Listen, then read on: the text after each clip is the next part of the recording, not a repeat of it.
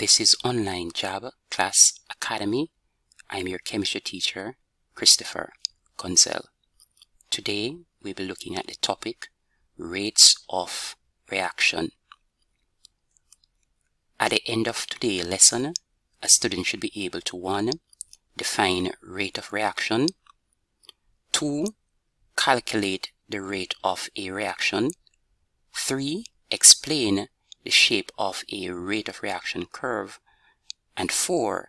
Identify different variables that can be measured in order to determine the rate of a reaction. Now, what happens during a chemical reaction? During a chemical reaction, reactant particles are being converted to products. Now, because reactants are being used to make products, what you'll find during the course of a reaction is the reactant particles will be decreasing because they are being used up, whilst at the same time the products, because they are being made, their numbers will be increasing throughout the course of a reaction. Take our reaction chamber here, for example. Let's assume that our purple particles here, they are our reactant particles, whilst our green particles are our products which are being made. If that being the case, throughout the course of the reaction, what will happen? Our purple reactants, because they are being used up to make products, what will happen? Their numbers will be decreasing throughout the course of the reaction, whilst at the same time our products, our green products, initially at the start of the reaction, you won't have any products being present because at the start of a reaction, it's only reactants that are there. However, as the reactants are used to make the green products, the numbers of the products will increase throughout the course of the reaction. What is meant by the rate of a reaction? The rate of a reaction is a measure of how slowly or how quickly a reaction is proceeding, and it is measured by examining things that change throughout the course of a reaction. And as you would recall, there are 2 things that change throughout the course of a reaction. 1, your reactants change. As you would recall that the reactants decrease in amounts throughout the course of a reaction. And 2, your products change throughout the course of a reaction. As you'd recall that your products increase in amounts throughout the course of a reaction. As such, the rate of a reaction, that is how quickly or how slowly a reaction is proceeding, can be measured by 1, measuring the concentration of your reactants with time at a specific temperature, or 2, measuring the concentration or changes in the concentration of your products with time at a fixed temperature. As such, the rate of a reaction can be calculated by using one of 2 formulae.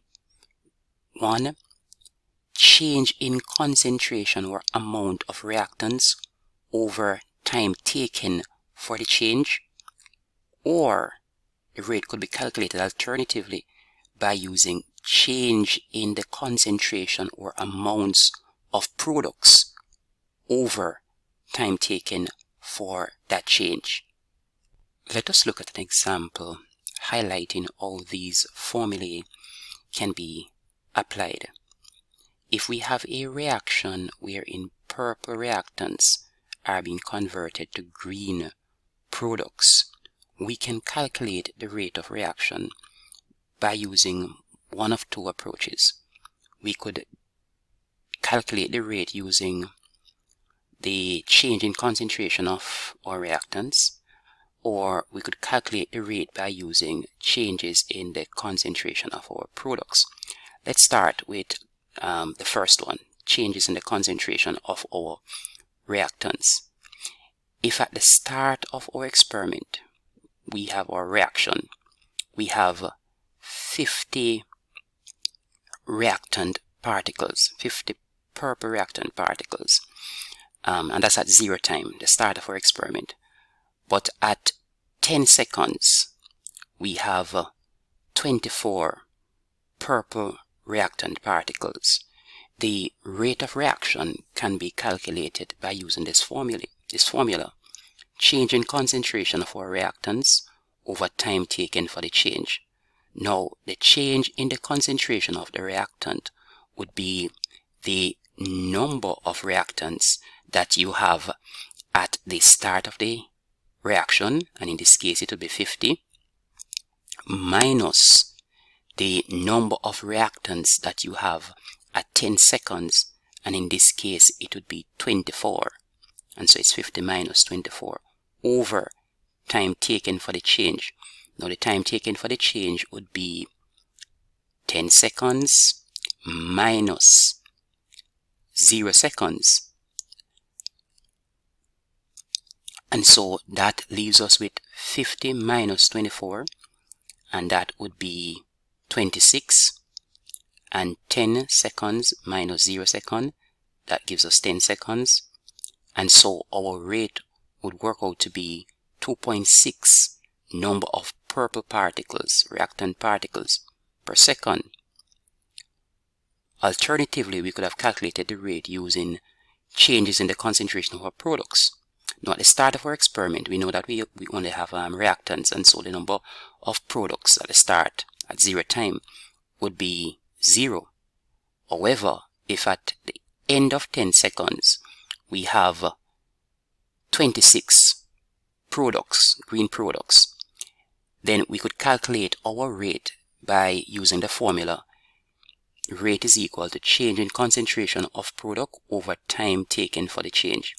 Now the change in the concentration of our products would be the number of product we have at the end of 10 seconds, which is 26, minus the number that we had at the start of the experiment, and in this case it is 0. So it is 26 minus 0 to give us the change in the concentration. In terms of change in time, it is the final time minus the initial time, and so it is 10 seconds minus 0 seconds. 26 minus 0 will give us 26, and 10 minus 0 will give us 10, and so that's 10 into 26, that is 2.6. The rate is therefore 2.6 number of purple particles, that is product particles, per second.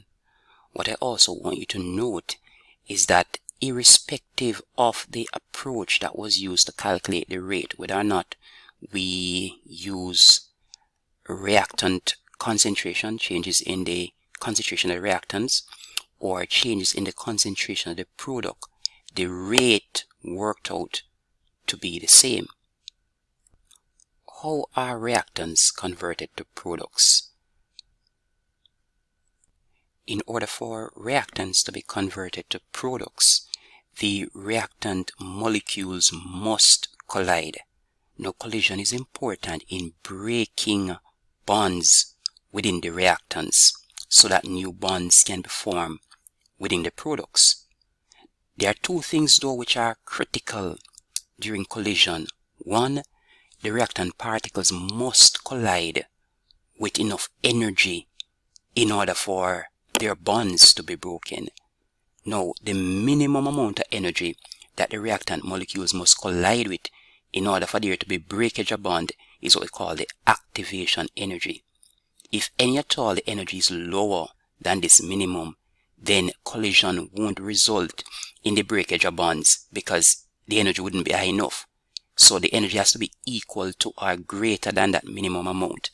So the minimum amount of energy is called the activation energy. The second thing that must be satisfied during collision in order for products to be formed is that the molecules must collide being properly oriented relative to each other. And so the reactant particles have to be properly aligned whenever they are colliding in order for that collision to be effective.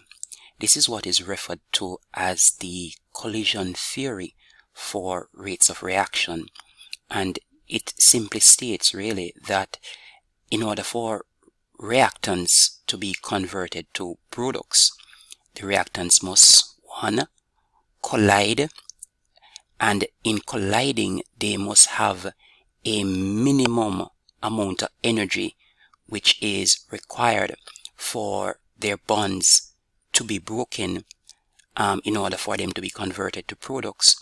And two, they must be properly aligned. That is, the reactants must be properly aligned whenever they are colliding in order for the collision to be effective, so bonds can be broken and products can be formed. Changes in the concentration of the reactants or changes in the concentration of the products during the course of a reaction with time can be used to construct a rate of reaction curve.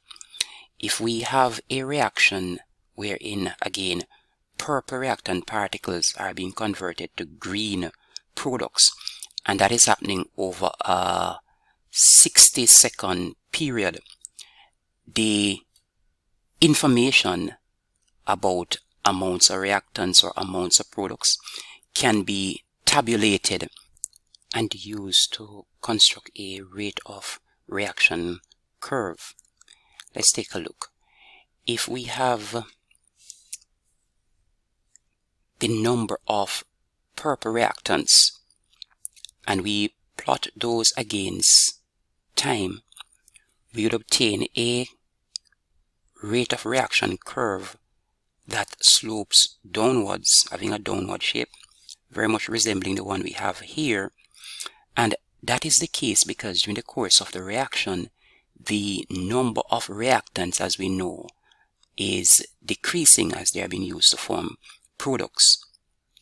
Likewise, if we take the number of products and we plot those against time, we would obtain a rate of reaction curve that slopes in the opposite direction. It will slope upwards or have an upward shape.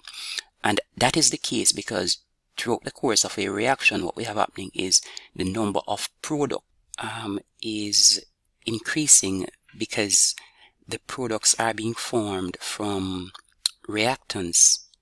Now, whilst one curve in the case of the reactants slopes downwards, while in the case of the products slopes upwards, both curves have a similar general shape.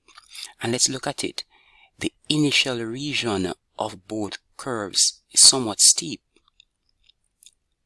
Then there is a middle region, a shallower middle region that both curves possess. And then finally there is a third region that flattens out for both curves. Now let us look what explain this distinct shape possessed by both curves.